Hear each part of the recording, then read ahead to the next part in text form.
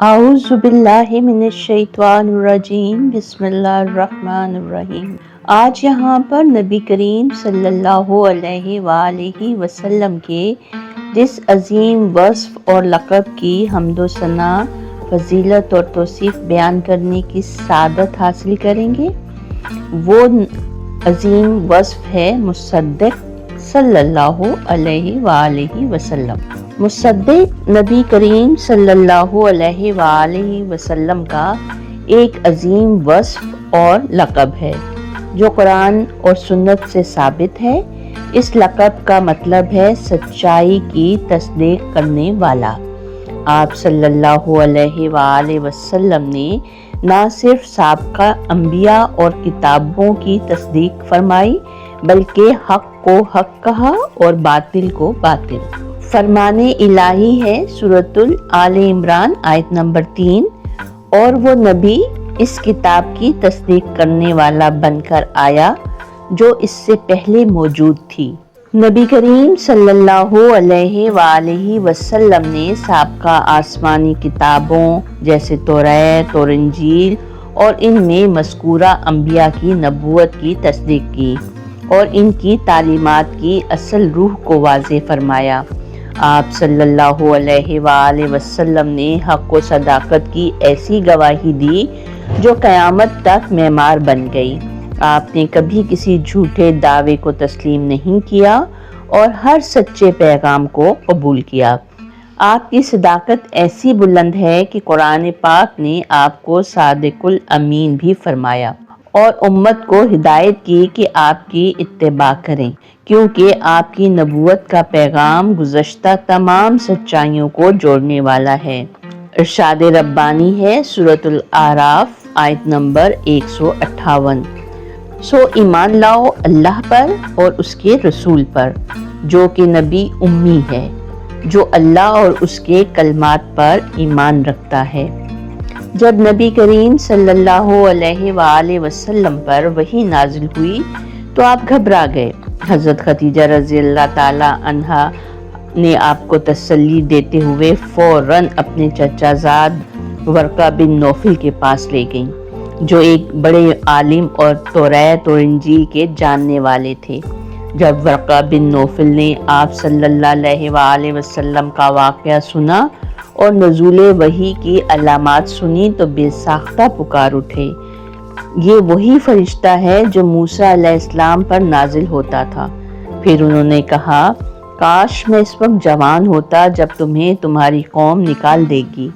आप सल्लल्लाहु अलैहि वसल्लम ने ताज्जुब से पूछा, क्या वो मुझे निकाल देंगे? वर्का बिन नौफल बोले, हाँ, जो भी तुम जैसा सच्चा पैगाम लाया इसे झुटलाया गया और तकालीफ दी गई।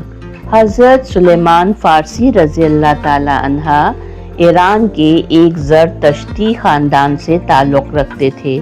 हक़ की तलाश में उन्होंने ईसाई राहिबों से इल्म हासिल किया और हर नए सच्चे रहबर की तस्दीक करते हुए आगे बढ़ते रहे।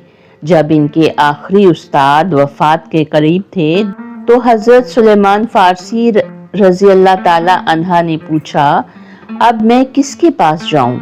वो राहिब बोले, अब कोई बाकी नहीं, लेकिन वक्त करीब है कि एक नबी माबूस हो जो अरब सरजमीन में जाहिर होगा। वो सिद्क और सफ़ा का पैकर होगा, सदका नहीं खाएगा लेकिन हदिया कबूल करेगा और इसकी पुश्त पर मोहरे नबूवत होगी। हज़रत सुलेमान रज़ी अल्लाह ताला अन्हा अरब की तरफ रवाना हुए और बिलाखिर मदीना पहुँचे।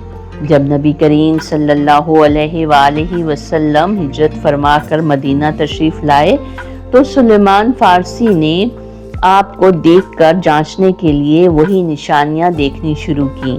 पहले आपको सदका पेश किया, नबी करीम सल्लल्लाहु अलैहि वसल्लम ने ना खाया। फिर हदिया पेश किया, आपने कबूल फरमाया। फिर मौका पाकर आपकी पुश्ते मुबारक देखी, मोहर नबूवत मौजूद थी। हज़रत सलमान फ़ारसी रज़ी अल्लाह ताला अन्हा बेख्तियार रो पड़े और ईमान ले आए। उन्होंने कहा, यही वो नबी हैं जिनकी तस्दीक मेरे उस्तादों ने की اور جن کی بشارت توریت اور انجیل میں آئی تھی۔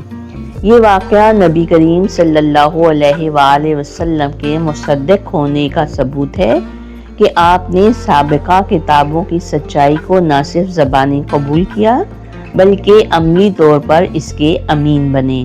صحابہ اکرام رضی اللہ تعالی عنہ نبی کریم صلی اللہ علیہ وآلہ وسلم کے ہر لقب اور ہر وصف کو نہایت عقیدت، فہم اور گہرائی سے سمجھتے تھے۔ مصدق یعنی سچائی کی تصدیق کرنے والے کا مفہوم بھی ان کے نزدیک محض ایک لفظ نہیں تھا بلکہ ایک عملی حقیقت تھی جس کا مشاہدہ انہوں نے نبی کریم صلی اللہ علیہ وآلہ وسلم کی زندگی میں ہر پہلو سے کیا۔ صحابہ اکرام جانتے تھے کہ رسول اللہ صلی اللہ علیہ وآلہ وسلم جو کچھ فرماتے ہیں وہ محض رائے نہیں بلکہ اللہ کے حکم اور وحی کی تصدیق ہوتی ہے۔ ارشاد ربانی ہے، وہ اپنی خواہشوں سے کچھ نہیں بولتے، یہ تو وحی ہے جو ان پر نازل کی جاتی ہے۔ سورۃ النجم آیت نمبر 3 اور 4۔ صحابہ اکرام اس بات کو پوری طرح جانتے تھے کہ رسول اللہ صلی اللہ علیہ وآلہ وسلم وہی دین لائے ہیں جس کی خبر توریت، زبور اور انجیل میں پہلے سے موجود تھی۔ حضرت عبداللہ بن سلام رضی اللہ تعالی عنہ جو کہ یہودی عالم تھے، جب ایمان لائے تو فرمایا، جب میں نے رسول اللہ کو دیکھا تو جان گیا کہ یہ چہرہ جھوٹے کا نہیں ہو سکتا۔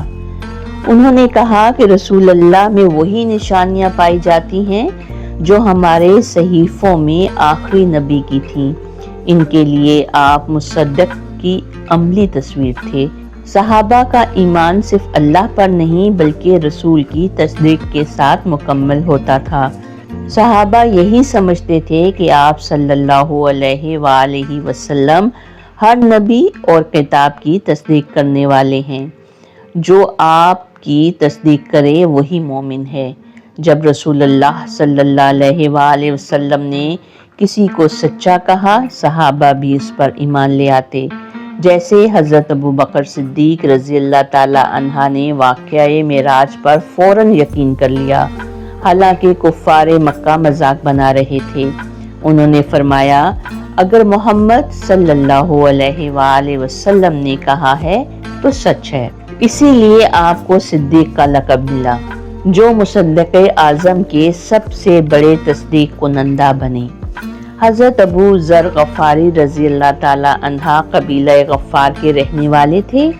ان کا دل بت پرستی سے بیزار ہو چکا تھا اور وہ حق کی تلاش میں رہتے تھے۔ جب انہوں نے سنا کہ مکہ میں ایک شخص نے نبوت کا دعویٰ کیا ہے اور کہتا ہے کہ وہ اللہ کا رسول ہے تو انہوں نے اپنے بھائی کو تحقیق کے لیے بھیجا۔ بھائی واپس آ کر کہنے لگا، میں نے اس شخص کو دیکھا، وہ اچھے اخلاق والا ہے اور کہتا ہے اللہ ایک ہے اور محمد صلی اللہ علیہ وآلہ وسلم اس کے رسول ہیں۔ حضرت ابو ذر نے کہا، یہ بات دل کو لگتی ہے مگر مجھے خود جا کر دیکھنا ہوگا۔ وہ مکہ پہنچے، کئی دن چھپ کر تحقیق کرتے رہے۔ آخر کار حضرت علی رضی اللہ تعالی عنہ کی رہنمائی میں نبی کریم صلی اللہ علیہ وآلہ وسلم سے ملاقات کی۔ جیسے ہی نبی کریم صلی اللہ علیہ وآلہ وسلم نے حضرت ابو ذر کو دیکھا، انہیں حق کی تلاش میں دیکھ کر آپ نے فرمایا، تم کون ہو؟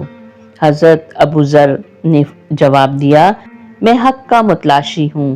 آپ صلی اللہ علیہ وآلہ وسلم نے فرمایا، اگر تم حق چاہتے ہو تو وہ تمہارے سامنے ہے۔ میں وہی پیغام لایا ہوں جو موسیٰ اور عیسیٰ لائے۔ میں ان سب کی تصدیق کرتا ہوں اور جو کچھ مجھ پر نازل ہوا ہے وہ بھی حق ہے۔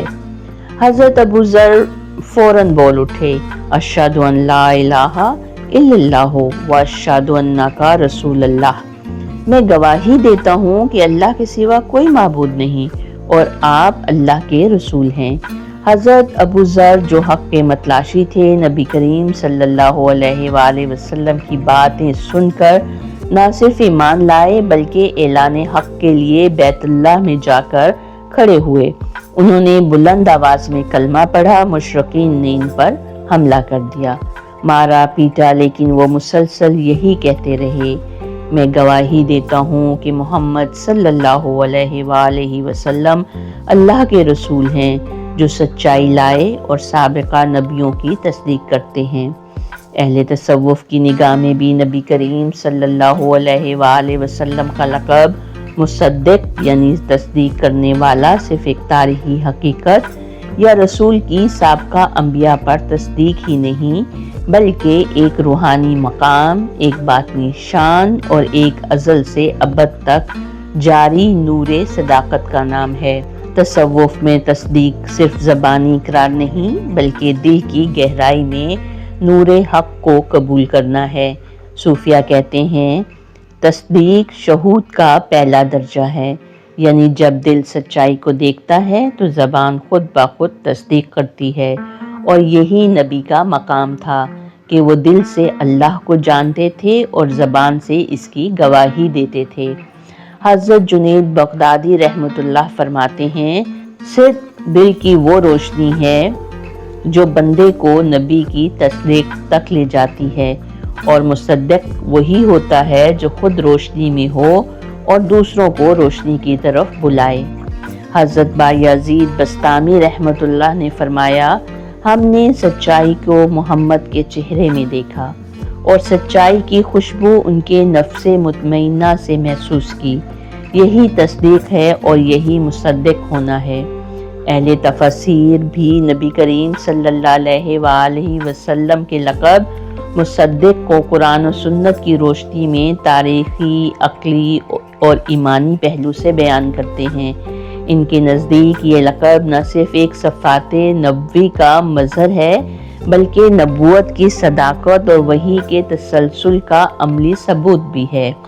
امام فخر الدین رازی تفسیر کبیر میں فرماتے ہیں مصدق کا مطلب ہے کہ حضور صلی اللہ علیہ وآلہ وسلم سابقہ تمام سچی کتابوں اور انبیاء کی تعلیمات کی تصدیق کرتے ہیں، اور آپ کی بعثت ان کا تسلسل ہے نہ کہ انکار۔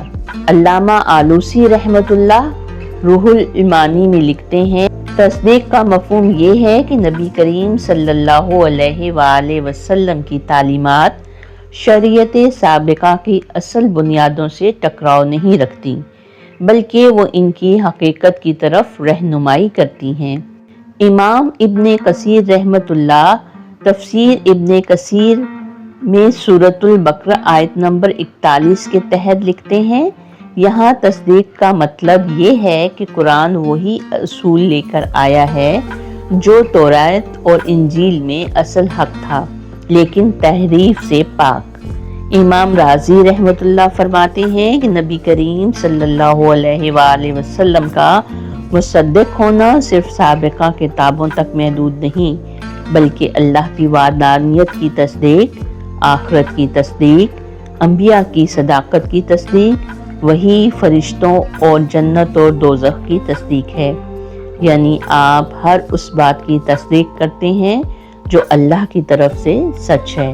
اللہ تعالیٰ سے دعا ہے اے اللہ ہمیں اپنے رسول محمد صلی اللہ علیہ وآلہ وسلم کی ہر بات، ہر حکم اور ہر سنت کی دل سے تصدیق کرنے والوں میں شامل فرما، ہمیں نیت کی سچائی اور سنت پر ثابت قدمی عطا فرما، ہمارے دلوں کو تصدیق نبوت کے نور سے روشن فرما اور ہمیں ہر فتنہ اور گمراہی سے محفوظ رکھ، ہمیں دنیا اور آخرت میں اپنے محبوب کے ساتھ رکھ، اے سب سے زیادہ رحم فرمانے والے ہم سب پر رحم فرما، آمین ثم آمین۔ آئیے اب مل کر درود پاک پڑھتے ہیں۔ بسم اللہ الرحمن الرحیم، اللہم صلی علی محمد وعلی آل محمد کما صلیت علی ابراہیم وعلی آل ابراہیم انک حمید مجید، اللہم بارک علی محمد وعلی آل محمد کما بارکت علی ابراہیم وعلی آل ابراہیم انک حمید مجید، صدق اللہ العظیم۔